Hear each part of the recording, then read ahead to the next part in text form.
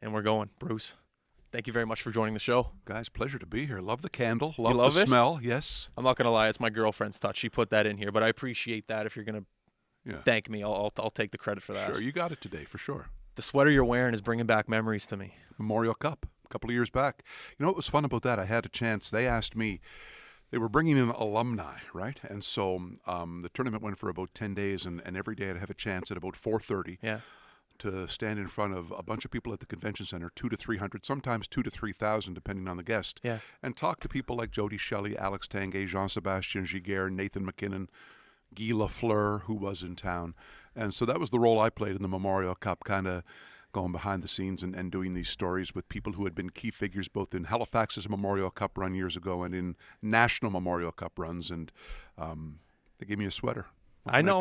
We were there. Myself and my camera guy, we were there. We were watching you. That was a great little thing that they had going in the convention center. It was just a great, was it 2 weeks or 1 week, the Memorial Cup? About 2 weeks, and I'll never forget the, Jody Shelley's a real fascination of mine because I worked a long time in Yarmouth, and when I was in Yarmouth, he was playing midget hockey. So I used to go watch him play. One of my friend's son was on his team. Before the Mooseheads. That's way before. Wow. And Jody was, he was a finesse guy. He was a finesse center, put up a lot of points. Yeah.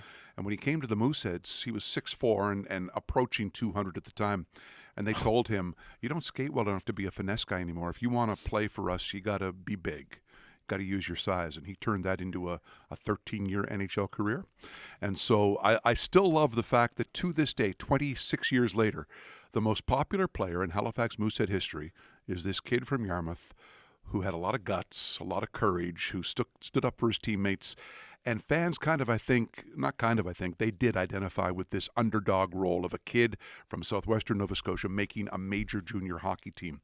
So Jody's a great story, and he's having a wonderful broadcast career now as the color man for the Columbus Blue Jackets. Absolutely. He's really, really good. Anyone that's been in the game for that long of a time, I feel knows the game and knows the players especially. Because in a broadcasting role, I feel having a relationship with the players, not especially like on a personal level, but just, in an athletic relationship and knowing what they're going through, whether it's injury, whether it's a long road trip, whether it's anything that is involved in the game. It's kind of nice that you've been through it, so you kind of know the questions to ask. You know what I mean? It also helps, though, to be really verbose and to be a bit of a ham. What does verbose mean? Verbose means a command of the language. He's a smart guy. Verbose. Real eloquent, right? Okay. Can tell a story, can spin a yarn, can be funny, can be serious. But also, Jody's a performer. He's a bit of a ham. And the best color guys in history, John Madden was phenomenal. Harry Neal was phenomenal. They're characters themselves. And I think Jody, you're going to see him move from the Columbus to a more national level, I think, very, very soon. That's exciting stuff. Yeah. How did you get involved in, I guess, everything? Broadcasting? You have an impressive resume. I've been over it.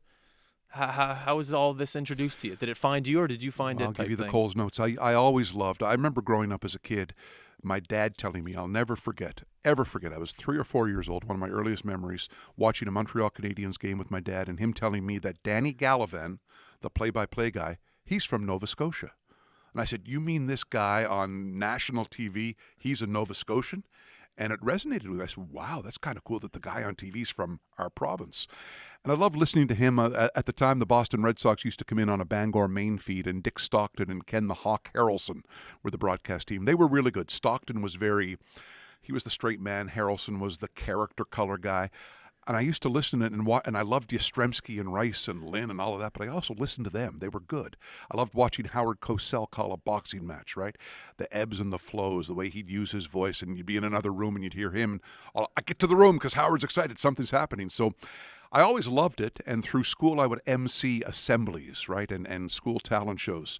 And I had a Dartmouth Cable 10 TV show from grade 10 through 12 called Rainnie and Friends. Wait, you were on it? I hosted it. In I high hosted school? it, yes. It was like on TV? A rip-off David Letterman or Johnny Carson show. Had a desk, had a co-host, would kiss female guests on the hand like Johnny Carson did. It was horrible, but it gave me the bug, right? It gave me the bug. That's amazing. So I went to Dal and got a chemistry degree and did radio to put myself through school, partially and also just because I liked it. And on the day I graduated from Dal, I was offered a morning radio show in Yarmouth, Nova Scotia. $14,000 a year, and my parents always thought I would be an orthopedic surgeon. So this was a tough discussion with Mom and Dad. I'm not going to be an orthopedic surgeon. I want to go to Yarmouth to be a DJ for $14,000 a year. Thank God Mom and Dad had a sense of humor plus a trust in me. And I said, look, if this doesn't work, I've got the degree. I can fall back is the term that parents used. But it worked. I was in Yarmouth for a few years, made a move to CBC, a really fortuitous set of circumstances there. And I always tell people within 5 years, I got so lucky. I was hosting a morning radio show in Yarmouth, and 5 years later, I was hosting the morning national news show for CBC in Halifax. So it's just proof that if you work hard and you're lucky, you're prepared when you meet opportunity, good things can happen. It's crazy. Yeah. Well, what are we, 4 minutes into the podcast and all that's We're already having fun, dropped? aren't Like I thought I had a bunch of questions ready, but now you're just rambling off. I'm like, holy smokes, We'll where do just we go anywhere from you there? want here, yeah. That's awesome. Yeah. That's incredible. And I feel like at that time when you're done Dalhousie and you do go to Yarmouth for $14K a year, I think in the grand scheme of things, you're still young. So even if you don't pursue it and you don't like it and you do want to do something else, it's fine. I always find when you're done university and people jump into that 9 to 5 that their mom and dad want you to take, it's kind of a dangerous route. I think it's time to take risk when you're done school. Well, it's not the grand scheme of things. I was young. I was 20 years old. Well, that's fine. And what it was, you can go to journalism school, and I certainly would advocate it to kids today. You kind of have to. But for me, I spent 5 years in Yarmouth doing things like funeral announcements, phone-in shows, news, weather, sports, live remotes, making mistake after mistake after mistake, but not trying to make them twice. Right? And so for me, it was really education on the fly.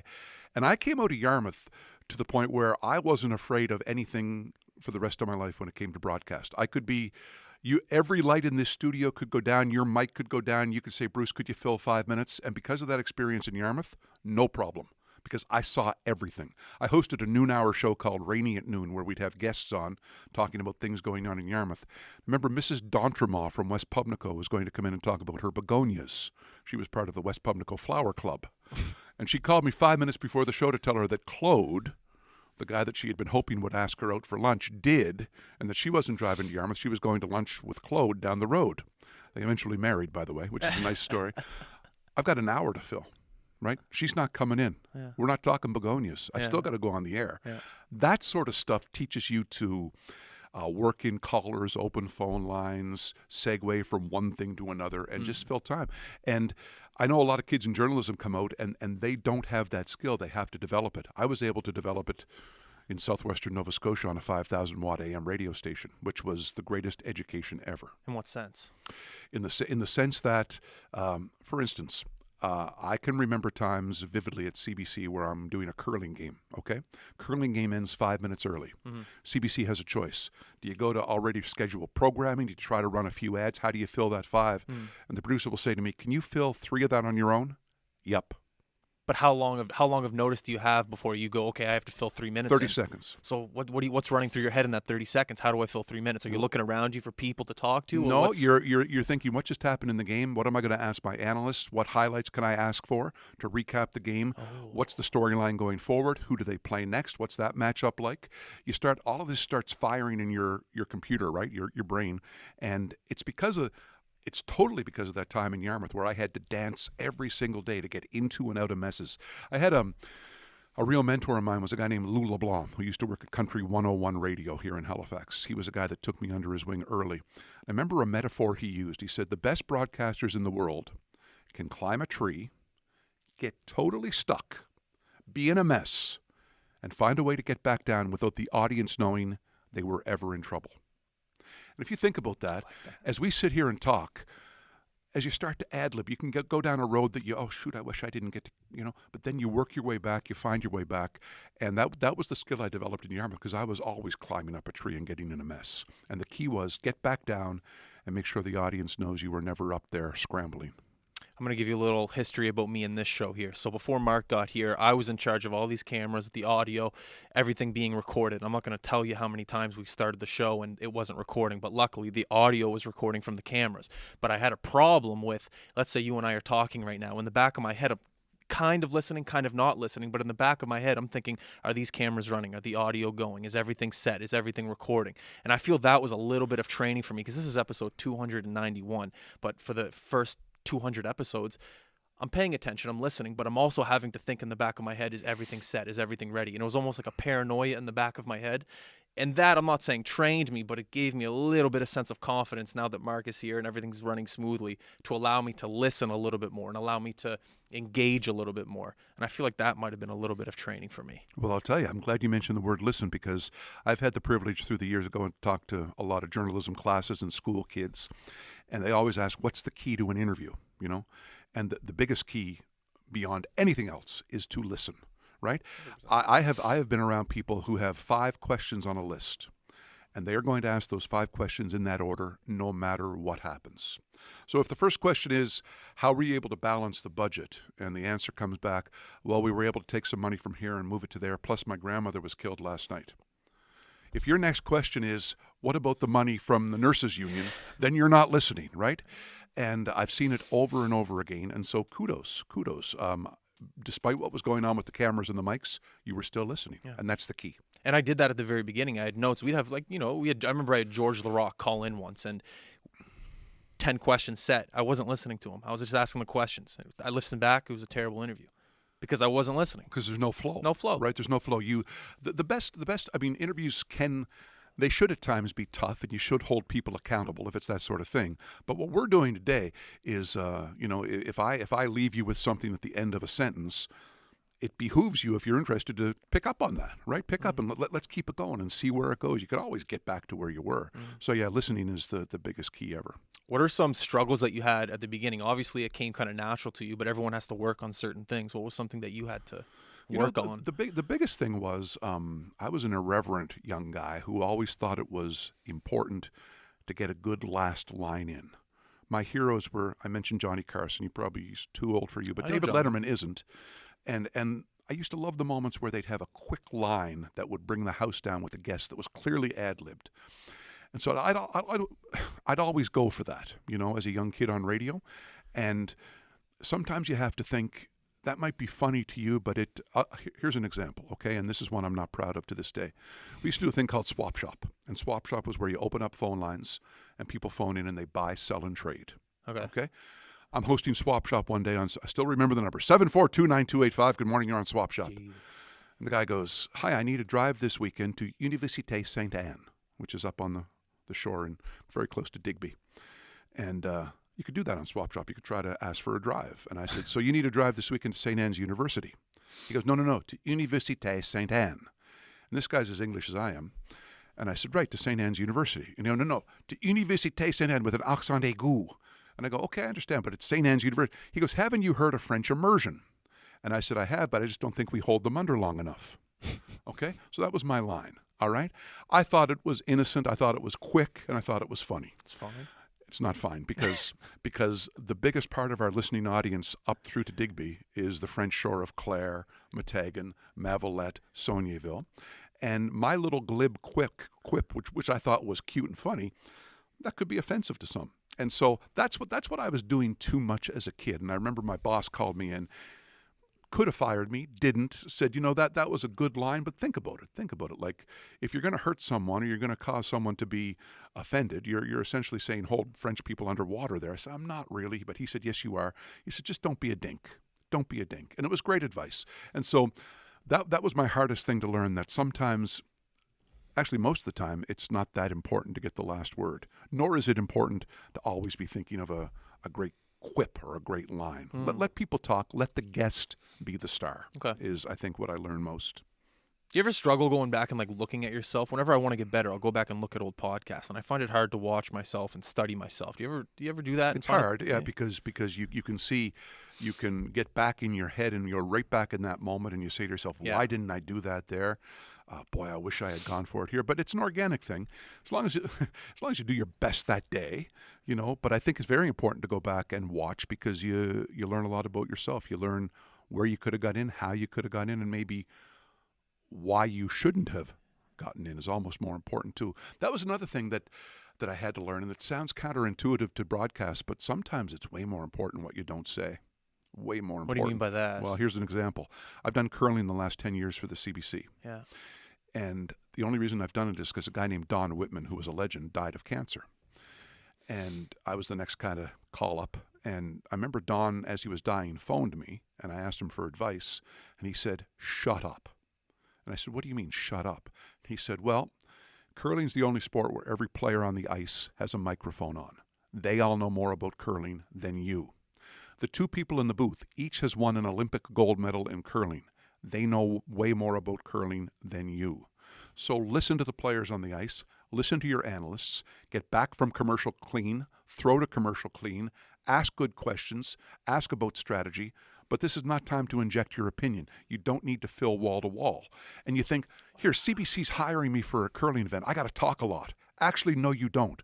You have to quarterback and make sure your receivers get the ball is what you got to do. Wow. And it's that's hard to learn because your instinct tells you, well, you're on a national broadcast, got to show what I know here. Yeah. You show more about what you know by asking good questions to people who know more than you. That's what I learned. Wow. Yeah. Advice from a dying man that's incredible. Very kind of him, right? He wanted me to succeed. And I went back and watched a lot of Whitman stuff, and he wanted the last rock of the end. He would put up his hand like the Heisman Trophy, like this, to his analyst and say, quiet. Final stone, 10th end. Right? Getting by the guard. It's by the guard. Take two. And that was his moment. So that's my moment, right? I have the last stone at the end. But the rest is all about setting it up, making sure people know the strategy, and making sure that you're hearing the players on the ice who know exactly what's going on, and you're getting advice from the people beside you who know the game inside and out. Wow. Yeah. That's crazy. It is, huh? That's good advice for, I think, any broadcasting, podcasting, radio, sports analyst, commentary, Probably not anything. the best idea for you to all of a sudden go quiet. It's a different sort of thing, but I think you get the point. It is, though. I find myself sometimes interrupting my guest and talking about a story that I did 20 years ago because it's similar to theirs, and that's part of the thing that I try to work on. Yeah. I try to listen, like, let's, for example, you're telling a story, I'll go, yeah, oh, really? Wicked. And you're still telling the story. I find that there's no point for me to go, oh, yeah, really? Oh, wow, wicked. Those little, it's pointless. You're telling a story. I need to shut up and let you go. And that's one thing I've been trying to work on. I don't need to go, oh, wow, okay, wicked. Just let you go. Have fun. Talk. I'm glad you met, because those little interjections drive me crazy, too. They drive me crazy, too. Mm-hmm. I just did it there. Keep going. Sorry. Yeah, no, I'm not going to. No, you're absolutely right, because the best thing to do is if you're working in sports, you let your analyst be the star. Let them be the star. Set them up. Let them shine. If you're doing a podcast, you invited me here to hear some stuff today, so you let the guest go, right? It's hard because as a broadcaster, you clearly want to talk. You're good at talking, but one of the biggest skills sometimes is just less is more. Just listen, right? So that takes a while to learn, especially when you're young. When I was young, I thought I was there to talk and entertain all the time, and sometimes you're way more entertaining by letting the person beside you just be a superstar. That's good advice. That's really good advice. Yeah. You watch old Carson shows, okay? I encourage anybody watching, YouTube Johnny Carson and Robin Williams. Okay, so when Robin Williams would come on Carson would welcome Robin Williams. Robin Williams, who's one of the great sort of stream of consciousness comedians ever, would basically go for 7 minutes. He'd have Carson in stitches, the crowd in stitches. Johnny would say, stay where you are, we're back in a moment. He'd start the segment. He'd throw to commercial. We're back now with Robin Williams. Williams goes. That's a great host, right?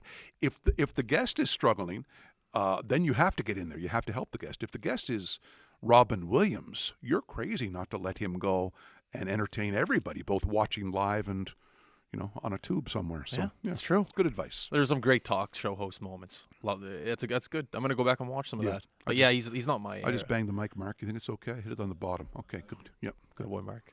I was looking at your resume, and you called the 2006 Olympics women's gold medal game. Best female hockey team I've ever seen. The Canadian team. Hayley Wickenheiser, Cassie Campbell. Tremendous goaltending. Youngsters at that time like Megan Augusta and Sarah Viancourt. The coach of the team was Melody Davidson, and she used to describe them. She had her Dobermans, the older players, and she had her Chihuahuas, who were always nipping at the heels. Yeah. Wonderful mix. Best team I've ever seen. Dominated competition. Didn't get touched the whole tournament. And Hayley Wickenheiser, man, she reminded me of my favorite player ever was Guy Lafleur of the Montreal Canadiens. She'd come down that wing and blast slap shots that just were just lightning laser bolts, and it was so fun to watch her. And at the end of the tournament, finally got down to see her in the dressing room, took off her glove, and she had a broken wrist. I said, you played this tournament with a broken... She goes, yeah, I didn't tell anyone. I said, how did you shoot the puck like that? I'm tough. I guess you are. And so I loved calling that, and It wasn't Canada and the U.S. in the final game. It was Canada and Sweden, because the Swedes, in one of the great upsets in Olympic history, in a shootout, beat the U.S. team. So it wasn't the traditional Canada versus U.S. It was Canada versus Sweden. And the Swedes had this little goalie named Kim Martin, who just stood on her head against the USA, but wasn't strong enough for Canada. So great. And at those same Olympics, where were they to start 2006? Torino, Italy. Torino, Italy. So the second women's hockey ends, they put me on a train 90 minutes each way to a little town called Pinerolo, where Brad Gushue is curling for Canada. And he's a young kid at the time, representing Newfoundland, but representing Canada, with Russ Howard as his second. And they win gold. So I've got Gushue coming off the ice crying after talking to his mom, who was home battling cancer. And it's one of the most, to this day, one of my favorite interviews ever, because he was so raw, so emotional. He and I had developed a bit of where he could trust me and knew that I wouldn't take him down a road he didn't want to go down. And it was just a really remarkable interview where he talked about his mom at home and what she meant to him. He said to the nation, he said, "I'm sorry for being such a sook." And I said, "You know what? I know what that means, because I'm from Atlantic, Canada." Yeah. But a lot of other people, maritime grit. Yeah. So it was, So that was a wonderful Olympics for me, because I got to do women's hockey gold medal and then be there for Gushue winning his gold for men's curling. So what an experience. Oh, it's the best. So how does it work when you're sitting in the CBC office and your boss comes in and says, "Okay, listen, Bruce, you're going to the Olympics." Well, what's the first thing on your agenda? Do you look at your itinerary? Do you look at flights, hotels? Like, how does it all work when you get to go to the Olympics? Well, I'll give you the first time it ever happened. I was working at CBC Halifax, and What I was year? 2000. Okay. And I'm kind of on the CBC's radar. I've done a couple of things nationally, but I'm still young. Yeah. And I got a call from a guy named Joel Darling, who was the head of CBC Sports, in the office one day, and he said, "How would you like to go to Sydney?" And I was so naive. I said, "Okay, what Cape Breton? When do you want me in Cape Breton?" Yeah. And he laughed. He said, "No, Australia." I said, "What are you talking about?" He goes, "I'd like you to be part of my team." I said, "What do you mean part of your team?" He goes, "I want you to go broadcast the Olympics." And that was the great news. And he said, "Now the news you might question here is that you're going to do play-by-play for weightlifting and wrestling, two sports of which I knew very little. So you ask me what you do at that point, right? You're excited. They're going to handle your flights and accommodations. All that's going to be handled. At that point, I dig into two sports I've never watched in my life, and in the span of 2 months become as big an expert I can. It's like university exam. Get ready for it, right? Get ready. Turned out to be the greatest career move ever, calling wrestling, because on the final day of the Olympics, a guy named Daniel Agali from Surrey, BC, he came out of Nigeria. Family of 21 kids. So this was a wrestler. He knew how to wrestle for the best spot in the bed, the best whatever. But he got out of that country because of political oppression, came to Canada, and on the last day he wrestled 3 times. And in the final he beat a Russian kid by the name of Arsen Gitanov.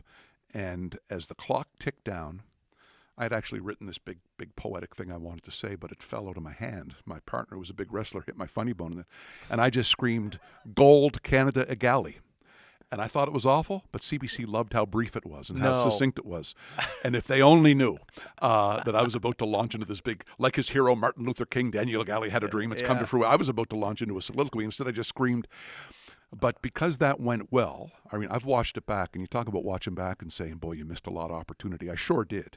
It was far from a great performance, but it was good enough that they called me again, and they've been calling me for 20 years to do Olympics, right? So it's just like I told you, there are times when your preparation's going to meet opportunity. Some people call that luck. I don't. I call it preparation meeting opportunity. And I was so ready. I knew more about Daniel Agali than Daniel did. Yeah, I love it. And when you have that and you pull it out at the right time and you can weave in little stories, people like it. You know, your bosses like it. You show them you're both prepared and you're not scared of a big moment. Because I knew there were 9 to 10 million people watching that day. It was the last event, really, of the Olympics before the closing ceremony. And I had to nail it. If I don't nail it, I embarrass myself. I embarrass my company.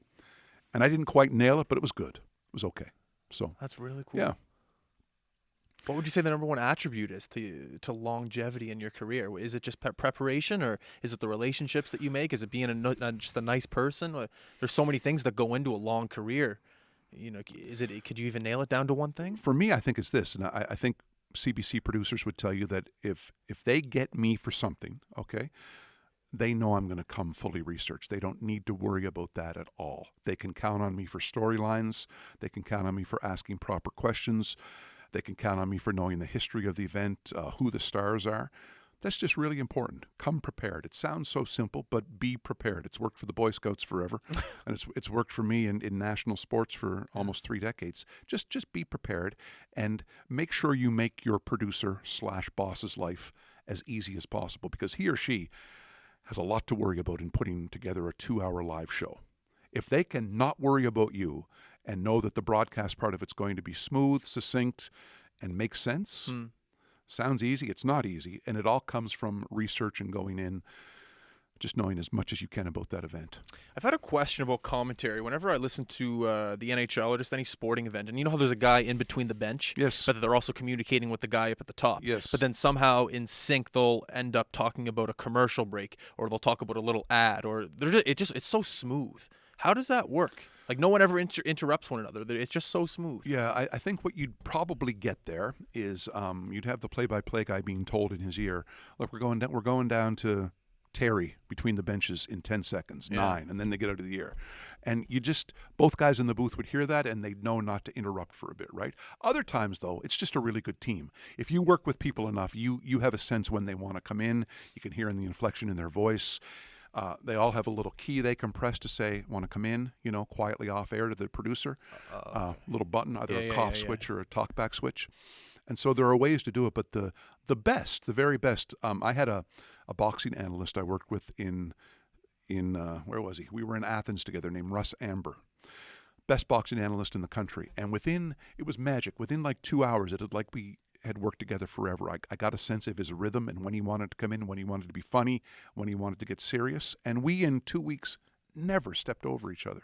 2 Not weeks. once. It took you a while. I don't know. Well, no, like right from the first match, we probably called 40 boxing matches. Not one point where we'd say, "Oh, sorry, I stepped on you." Never. Oh. It just was really just this real symbiotic sort of thing. So most of the time, it's when you meet someone that you're comfortable with and you get a sense for their flow, then you just got it, right? Cool. Then you got it. Have you ever met Bob Cole? Oh my gosh. So Bob Cole, he used to rely on me to remember his room number at the hotel in Montreal. Bob had a lot going on. He was great. He used to call me Brucey Boy. I got along so great with him. He was a fascinating guy. All he wanted the morning of the skate, and the coaches loved him, give me the lines. I need the lines. And so the coaches would come over and they'd give him on a sheet of paper the numbers. 34 is playing with 11 and 16's on the right wing. So Bob would have his lines. He'd go back to his room and he'd memorize his lines.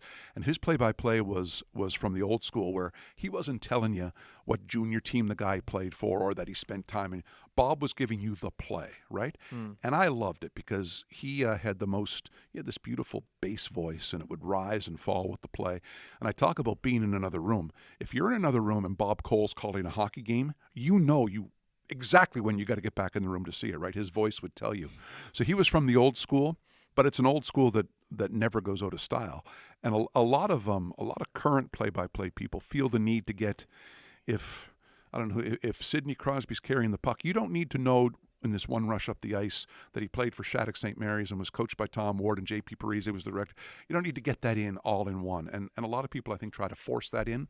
Bob didn't. He let the play talk, and he just was kind of the play was the melody, and he was providing the occasional lyric, right? I love that. Yeah. That's very cool. Yeah. Yeah, historical broadcaster out of Canada, or Newfoundland, sorry. That's right. Canada. Used to, and never moved to Toronto, ever. Would fly from St. John's, Newfoundland every week to his, mostly Toronto, but his game. Yeah.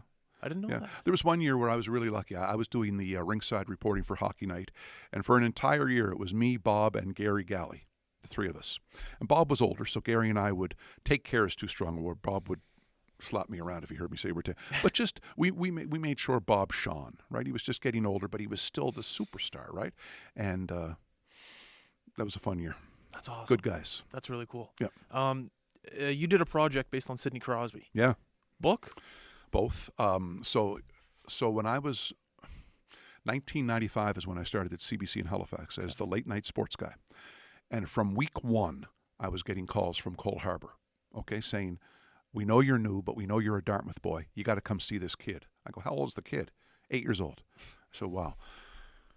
At CBC it's hard to get a camera at night because it's overtime. Okay. And CBC is a union shop, and if it's overtime, it's a little more expensive, and you better make sure that the visuals are good if you're going to book a camera.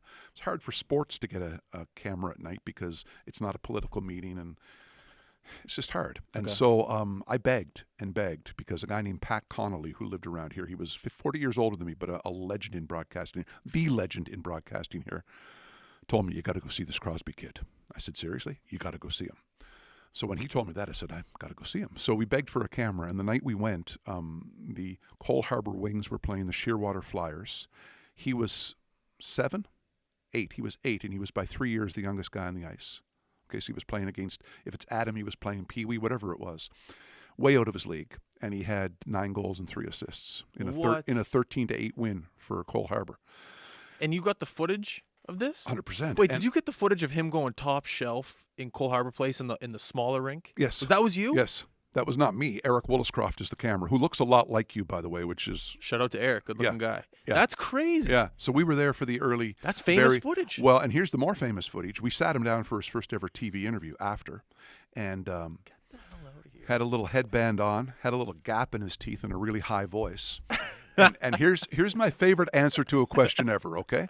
So he's sitting there, and the light's on him, and it's pretty unnatural for a kid, but he's poised. And I thought, let's start easy here. I said, so you're 8 years old? Yep. I said, when did you know that you were a good hockey player? He said, I remember a couple years ago in novice, I had 189 goals in 12 games, and I realized I might have a scoring touch. That answer is him to this day, right? Quiet modesty, but yet confident. And I'll never forget it. There's an ad that airs. Tim Horton ended up buying our footage. There's an ad that airs. Imagine being paid for something you love to do someday. It's the end of one of the Tim Horton commercials. It was like from, I think, that same interview where he said that 189. Just a great answer. And so what happened was, I was no fool. I would check in with him every year of his career, and I'd do a story for either CBC Local or CBC National. Hockey Day in Canada comes to Windsor, Nova Scotia in 2002. Ron McLean, Don Cherry coming to Windsor, okay? So I'm the guy on the ground in Windsor. And I beg the producers of Hockey Day in Canada, let me do a story on this kid. We don't do stories on kids on Hockey Day in Canada. It's grassroots stuff. Let me do a story on this kid. He is the best hockey player for his age in the world. No, he isn't. Yes, he is. No way. Yes, they wouldn't believe me. That's somebody from Cole Harbour. I said, you got to trust me. To Chris Irwin's credit, was the name of the guy, he relented and said, yeah, go ahead and do it. And when they saw it, all of a sudden the next year they said, can you do a follow-up on Crosby? Right? And I'm just really proud of it. He and I developed a really good respect for each other. I took my son down to see him last year in Pittsburgh. My son wanted to go there because he got his average up and he could pick any trip he wanted, so we went down. That's a good dad right there. Yeah, well, it's a good son for getting the marks up. And he, to this day, he's exactly the same guy. Just cares about his family, cares about his teammates. Very, very polite, really kind. And you'd never know when you're talking to him that you're talking to the most famous Canadian probably alive, and a guy who's made millions. You just don't know it. He just is a wonderful young guy. Can't say enough about him. That's unbelievable. Yeah. That's a crazy story. Well, it's been a great story. And then because I had all this footage built up through the years, CBC in 2005 said, let's do a half-hour documentary on this kid. He was about to be drafted. So we did. And this same cameraman, Eric Williscroft, and I went to Rimouski at the time and saw the phenom he was there. It was like Elvis Presley in Rimouski. Like, he could not move. And again, just handling it all beautifully. And the documentary was called Great Expectations. I think it was the highest rated show on CBC that season, right? Got close to, now imagine that. At the time, a fairly, not unknown, but still a junior hockey player, airing at night. And I think it had 2.2 million watch it because the legend was starting to grow. People were hearing about this 16-year-old kid, right? Yeah. So I go back a long way with him. He in many ways, I mean, I'll be honest, my luck being in Halifax when he was here really helped my career. I got to report on best hockey player in the world because he lived 2 houses down the street, kind of, so right place, right time. Is that how you got his dryer in the Hall of Fame? No, that came before me, but it's still our most popular item. We see people at the Hall of Fame. They're coming off cruise ships when there's no COVID, coming in by the hundreds with Crosby jerseys on to stand by the dryer like it's this shrine. Yeah, it's really cool. I believe it. Yeah. If it wasn't in my backyard, I'd be doing the same And thing. the story of the dryer, by the way, people misunderstand. He wasn't shooting at the dryer. People think he was trying to get the puck in the dryer. He did that on Leno one time. He was shooting at the net and missing the net, right? He's trying to pick the far right corner. And when he'd miss the net, it would zoom by and hit his mother's dryer with extreme force.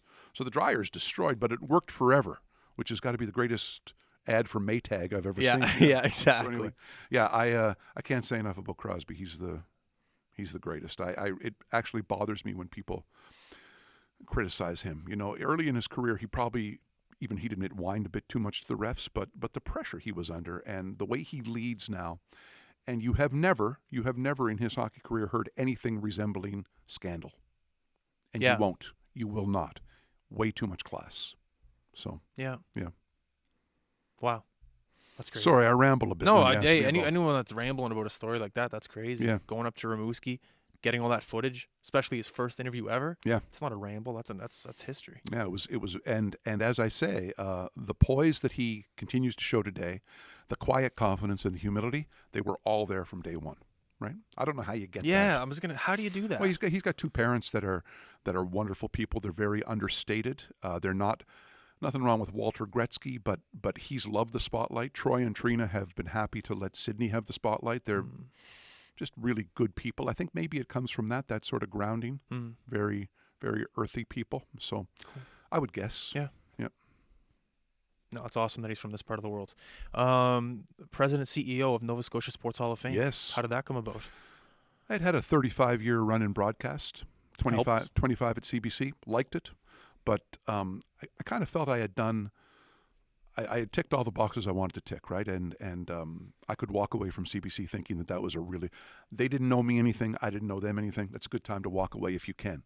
And for years I had hosted the Nova Scotia Sport Hall of Fame induction ceremony night. I had come over either from PEI if I was living there or here. I would host that, and I loved it. Two things I loved. I loved the humility of the people being inducted, and I loved the staff at the Nova Scotia Sport Hall of Fame. Remarkable people. And I always thought to myself, if Bill Robinson, who was my predecessor, should he ever retire, I'm going to go for that job. You know, I really would like to. I love telling the stories of these athletes. I love that night, and I'm crazy about the staff. His job came up. I applied and got lucky and made it through, and for the last 3.5 years have been doing that, and just love it. I love making sure kids in this province know the stories of Nova Scotia athletes. We did 2 years ago a project called the Top 15 Athletes in Nova Scotia History. I say this boastfully. There is not another province in this country, and we're tiny comparatively, there's not another province in this country that could give you, if you did a similar project, the greatest gymnast in Canadian history, the 2 greatest boxers in Canadian history, 3 of the greatest paddlers in Canadian history, one of the top 5 hockey players of all time, one of the top 10 defensemen in history, one of the top 2 greatest female curlers ever. This is all from Nova Scotia, and it all was unearthed and driven home by this Top 15 project. There is no province in this country that punches more above its weight than Nova Scotia. So what I tell kids when I get to talk to them, yeah, you're from here, but that doesn't matter a hill of beans. Whatever you want to do, if you work as hard as Crosby did and stay that humble, watch what happens. You know, and that's what kids need to hear. That's why I love this job. That gives me motivation right there. Yeah. That kind of gave me goosebumps. Well, you look at the list, and what every person on our top 15 list, the one quality they shared is that they never had to yap about themselves. Yeah. They were happy to let other people do the yapping. And it's so fun to do the talking about them because their stories are incredible. George Dixon from Africville, Nova Scotia. Sam Langford from Weymouth Falls. These are 2 of the greatest fighters in the history of the world. And forget Canada. They are so far and away the greatest boxers in Canadian history, it's not even funny. Look at Al McGuinness from Port Hood. You start naming the greatest defensemen of all time to play in the NHL. If you don't get to his name inside of 10 or 12, start your list again, right? Because you've missed something. Ellie Black, at the age of 25, is far and away, and this sentence ends with a period, the greatest gymnast in Canadian history. Period. Undebatable. Undebatable. All from Nova Scotia. So I get excited talking about these people. I love them. Wow. Yeah. I'm going to need a list from you before we go of people that are still, like, I don't know if like you named a couple of the boxers. I don't know if they're alive or not, but no, they've long since passed. Yeah. But there's wonderful books about them. You Google them. Yeah. George Dixon from Africville invented shadowboxing. Invented hanging a bag from the ceiling and punching it. First black Canadian athlete ever to win a world title. First black athlete ever to reclaim a world title. His story's crazy. Wow. It's so deep and rich that it's. How can you not enjoy if you like this stuff? This is my work every day, learning more about these people and making sure these stories are told. How do you not love that? Yeah. Right? It is a walk down history lane whenever you're in there. Intermission at a Moosehead game, Yeah. sometimes I'll miss the third or second period because I'm in there at intermission. Well, let me tell you, let me bring you an update. We had to close. What? We had to close, during COVID. It's not going to be there anymore. If you're talking about Scotiabank Center, we got evicted by our landlord. So, oh, geez. I'm sorry to hear that. Well, I didn't do my research. It's okay. It's okay. I'm sorry to hear it too, but here's my promise to you. Okay. You come to the new Hall of Fame. It's going to blow that one away. Can't tell you where it's going to be yet. I love it. Yeah. I love it. Got to make the best of what you're dealt, right? Absolutely. And we got a staff that's going to do that. So that's awesome. Little scoop there for you. Well, that's and our listeners too. I'm happy to hear that it's going to be somewhere else. Yeah. The good news is we're okay. We're going to stay alive as a company, no problem, and we're going to reemerge. The bad news is this had to happen during COVID, which was unfortunate. Everyone's got to deal with the Such times is right life. now. Yeah. You know what I mean? Yeah. But it's tough right now. But you got to push forward. That's like Nova Scotians. We're just tough people. We roll with the times and we don't complain and we keep working. You know what? Clint Eastwood, in a very underrated movie called Heartbreak Ridge, has a famous line: improvise, adapt, and overcome. Improvise, adapt, and overcome. I love it. So do I. That's half of what being an entrepreneur, half of being a good business person, half of being, I don't know, anything in life. You got to roll with the punches. You got to roll man. with the punches. Yep. You got to go. Yep. That's everything. My grandmother used to have an expression, and she was a wordy woman. She said, "You have to make chicken salad out of chicken shh."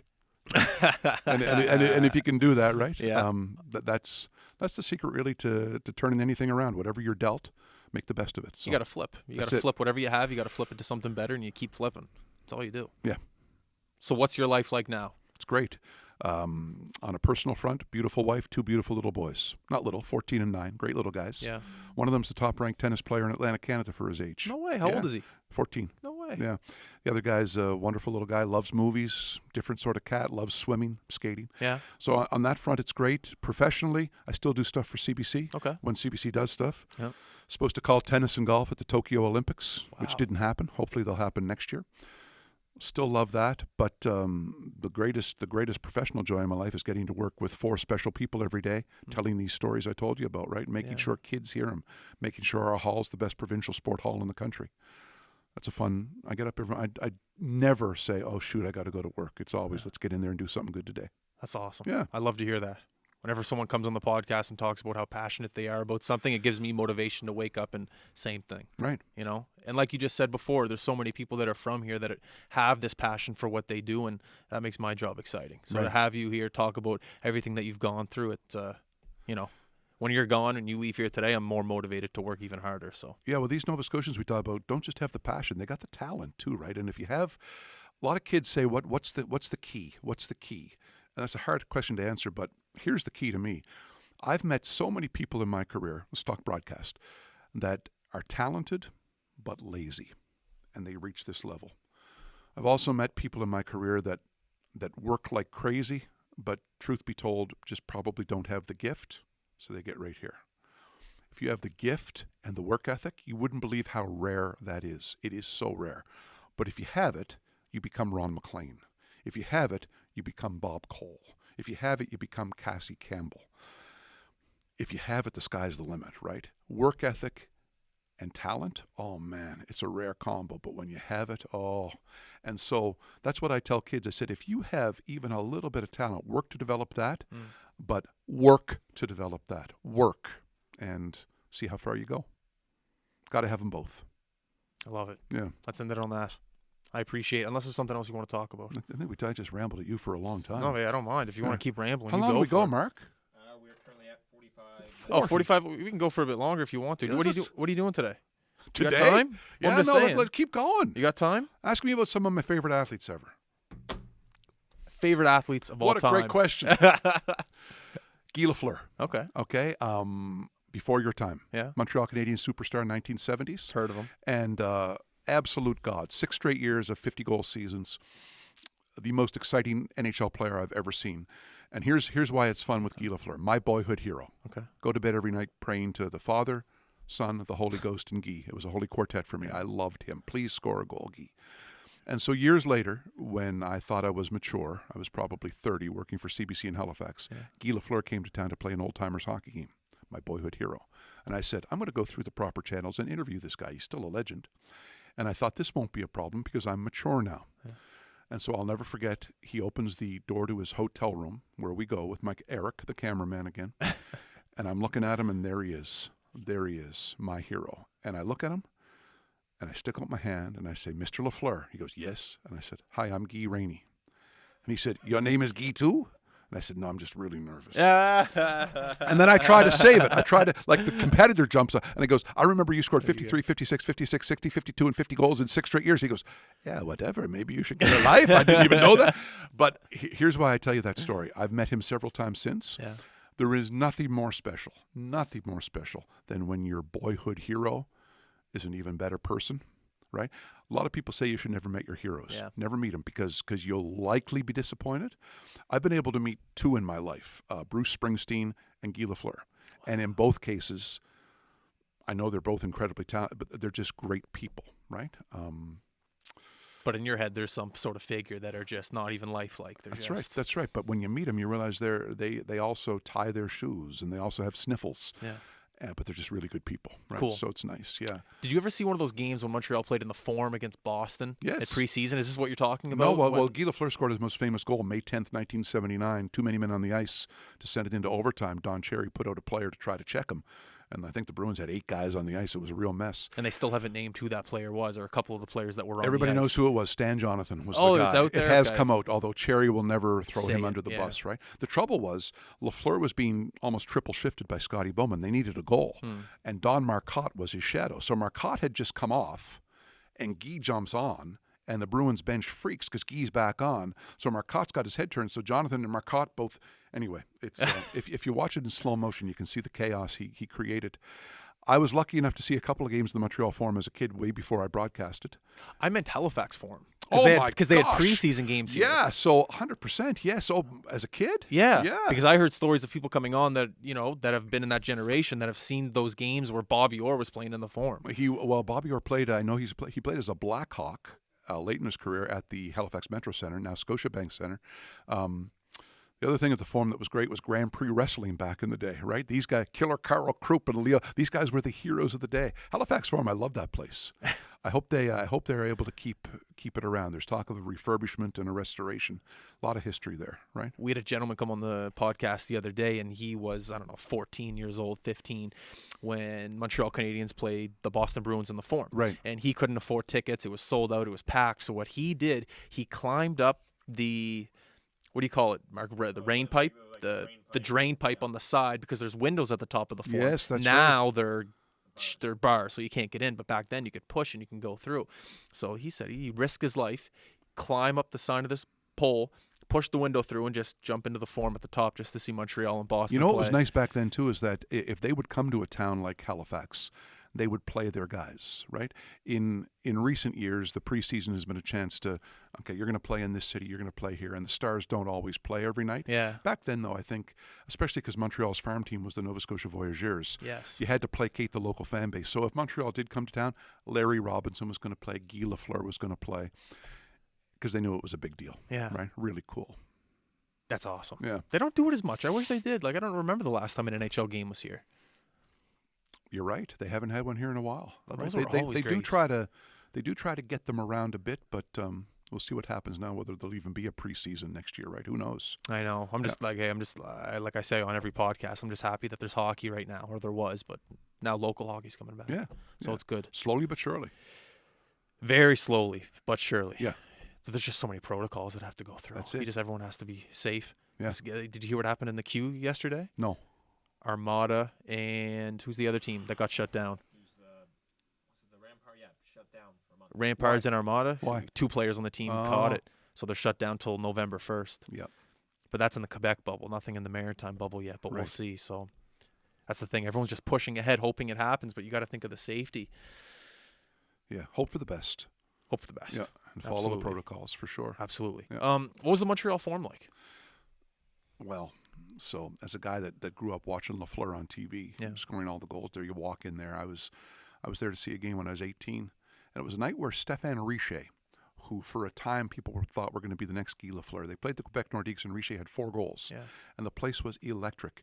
It was amazing. It was on the corner of, it was right St. Catharines and wherever it was, just on the corner, and it's a shrine, right? It's such a shrine. It was old. The seats were a little beat up, but you knew you were sitting in a place where, at that time, 22 Stanley Cups had come from. So yeah, if you love hockey history, those buildings are amazing. You just look around and think, he played here. He played here. This was held here, right? Were the seats really steep? Yeah. Yeah. Not as steep at Maple Leaf Gardens were steeper. Oh yeah. Seats. My recollection of the Forum was they were just kind of old. A lot of wood. Not a lot of room for expanding waistline. You had to be kind of a thinner guy to get to a hockey game and enjoy. Yeah, it's just history, right? Just absolute history. Those buildings they're gone now, but they played a huge role in the Canadian landscape for sure. Have you seen any change, kind of to switch topic back to the broadcasting aspect, but have you ever seen, I guess, change from broadcasting from, the late 90s, late 80s to now? Has it changed? The game changed, or have the fundamentals stayed the same for this long time? Has the game of hockey changed? No, the broadcasting game. Is it still the same? Because if you think hockey has changed. So here's the thing. With any live sport event, it's drama without a script. So you go ahead and you think you have an idea who. The other night I thought the Los Angeles Lakers were going to sweep the Miami Heat. Didn't happen, right? It's drawn. You have no idea what's going to happen. So essentially, it's still a story. It's still a story with a beginning, a middle, and an end. It hasn't changed. The visuals have gotten better. The graphics have gotten better. Sometimes I think the graphics are a little too busy. All of it's better, right? The research is better. But still, though, your best broadcasters are the ones who can tell you a story. Put me there. Tell me why it's happening. Tell me how it's happening. Those are still the best, right? And as is back in the day, some are better at it. That's just life. Some are better at it than others. You know the ones you like, and I bet you if you ask yourself, why do I like him or her so much? It's because they're really good storytellers. Really good. It's interesting how all this time passes, the game gets better, the graphics get better, but a broadcaster, the fundamental rules of being a good broadcaster stay the same. I like that. Right. And there are a few of them, but the main ones are tell a story and be researched, know exactly what you're talking about, right? Like it. Because a viewer can feel that. A viewer can tell. If you're in command, you're like their quarterback. They're at home, and you're getting them the ball, right? It's very cool. Tony Romo, he's doing a good job at that. Unbelievable. He's calling the shots.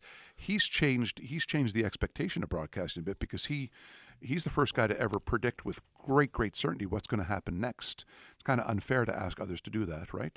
Hockey's not as predictable, but here's a quarterback that has a feel for exactly what's coming. That's fun to watch because he's right most of the time, right? Yeah. Interesting to see if that becomes a new sort of trend. Yeah. I don't think it can be because he might have a gift that just not everybody has. Yeah. Really cool thing, though. It is.